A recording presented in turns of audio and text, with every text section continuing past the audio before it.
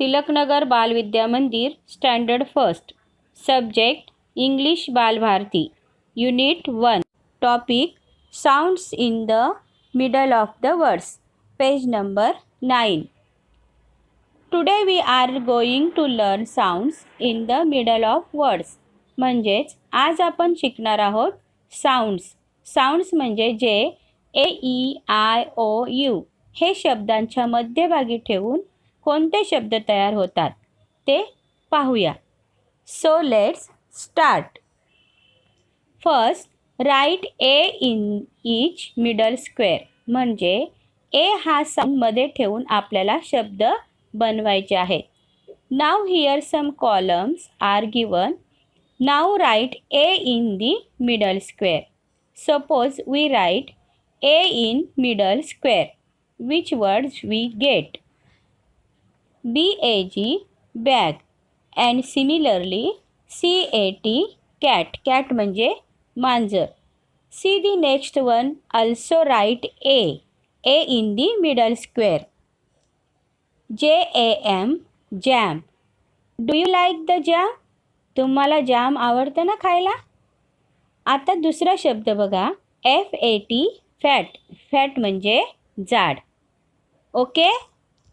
Now second question is right EIO and U in the proper boxes. म्हणजेच EIOU हे योग्य त्या बॉक्समध्ये लिहून शब्द बनवायचे आहेत. First is P and N, T and N are given. Now which is the sound suits for it.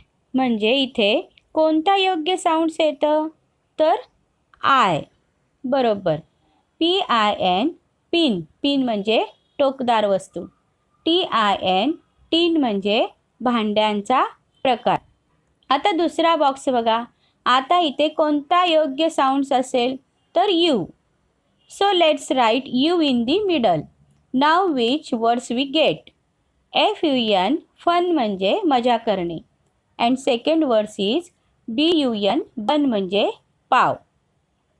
In third box which sound is suit for the box.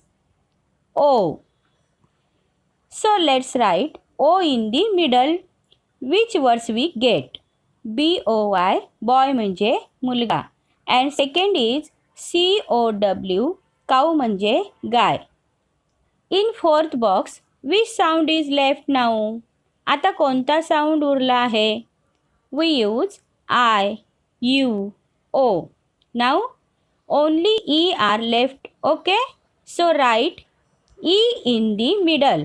Which words we get. CDEN den म्हणजे गुहा.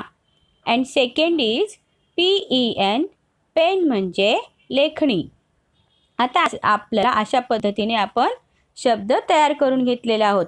आता हे तुम्ही सगळे पुस्तकात सोडवायचे आहे आणि तुमच्या वहीत हे शब्द लिहून काढायचे आहेत.